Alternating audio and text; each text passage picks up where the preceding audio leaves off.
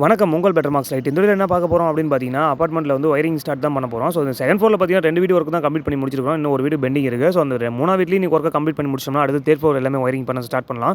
Third ஃப்ளோரில் பார்த்தீங்கன்னா 2 வீடு தான். ஏன்னா இப்போ வந்து 2 ஃப்ளோர் ஒர்க்கிங் கம்ப்ளீட் பண்ணியாச்சு. ஃபர்ஸ்ட் ஃப்ளோரில் பார்த்தீங்கன்னா 3 வீடு, செகண்ட் ஃப்ளோர்லையும் 3 வீடு. செகண்ட் ஃப்ளோரில் 2 வீடு மட்டும் தான் ஒர்க் கம்ப்ளீட் பண்ணியிருக்கோம். 3ஆவது வீட்லையும் கம்ப்ளீட் பண்ணிட்டோம்னா அடுத்து தேர்ட் ஃப்ளோரில் இன்னும் 2 வீடு மட்டும் தான் பெண்டிங் இருக்குது. இந்த அப்பார்ட்மெண்ட்லேயே 2 வீடு தான் இன்னும் பெண்டிங் இருக்குது. அந்த 2 வீடு முடிச்சிட்டோம்னா அடுத்தது மெயின் லைன் தான் இழுக்கணும். மெயின் லைனில் பார்த்தீங்கன்னா டிபி டு டிபின்னு பெண்டிங் இருக்குது. நம்ம இழுக்கிறது எல்லாமே பார்த்தீங்கன்னா அவுட் கோயிங் லைன் தான் இழுத்துட்டு இருக்கோம். 3 ஃப்ளோர்லையுமே அவுட் கோயிங் லைன் எல்லாமே கம்ப்ளீட் பண்ணிட்டு அதுக்கப்புறமே இன்கமிங் லைன் இழுக்கலாம் தான் ஒர்க் ஸ்டார்ட் பண்ணியிருக்கோம். அதேமாதிரி இன்கமிங் லைனில் இருக்கும்போது வந்து பார்த்தீங்கன்னா இந்த 8 வீட்லையுமே பார்த்தீங்கன்னா தனி மோட்டர் ஒன்று வைக்கிறாங்க. ஏன்னா உப்புதனி மோட்டர் வந்து பார்த்தீங்கன்னா எல்லாமே அண்டர் கிரவுண்டில் பார்த்தீங்கன்னா எல்லாமே நீர்மூழ்கி மோட்டர் தான் ஃபிட் பண்ண போகிறோம். அதுக்கு வந்து பார்த்தீங்கன்னா ஒவ்வொரு வீட்லையுமே இருந்து 2.5 செட் வந்து ஒவ்வொரு வீட்டுக்கும் தனி 3 வயர் கீழே கொண்டு போகணும். ஏன்னா காமன் சப்ளை வச்சு கொண்டு போகலாம். ஆனால் அவங்க வேணான்னு சொல்லிட்டு ஒவ்வொரு வீட்டுக்கு செப்பரேட்டாக ஒவ்வொரு சார்ட்டரும் கொடுத்துருங்க அப்படின்னு சொல்லியிருந்தாங்க. இந்த சார்ட்டர் வந்து எங்கே ஃபிட் பண்ண போகிறோம் அப்படின்னு பார்த்தீங்கன்னா கிச்சனில் தான் ஃபிட் பண்ண போகிறோம். ஏன்னா கிச்சனில் ஃபிட் பண்ணால் தான் அவங்க தண்ணி இல்லாதப்போ ஆப்ரேட் பண்ணுறது கரெக்டாக இருக்கும். நம்ம டிபிலே ஃபிட் பண்ணலாம் ஒரு டைம் நினச்சோம். ஆனால் டிபியில் ஃபிட் பண்ணிட்டோம்னா ஒவ்வொரு டைம் அவங்க ஓப்பன் பண்ணி சார்ட்டர் ஆன் பண்ணுற மாதிரி இருக்கும். ஸோ அதை கன்வென்ட்டாக இருக்காதுன்னு சொல்லி தான் நம்ம கிச்சன்லேயே ஃபிட் பண்ணுறோம். இந்த 3 ஃப்ளோருமே பார்த்தீங்கன்னா இன்னும் பெண்டிங் இருக்கிறது வந்து பார்த்தீங்கன்னா RG6 CAT 6 ஒயர் மட்டும் தான் இன்னும் பெண்டிங் நிற்கிது. RG6 பார்த்தீங்கன்னா மொத்தம் 3 இடத்துல ப்ரொவிஷன் கொடுத்துருக்கோம். ஏன்னா வந்து பார்த்தீங்கன்னா பெட்ரூமில் 2 ப்ரொவிஷன் கொடுத்துருக்கோம். அது இல்லாமல் ஹால்லையும் ப்ரொவிஷன் கொடுத்துருக்கோம்.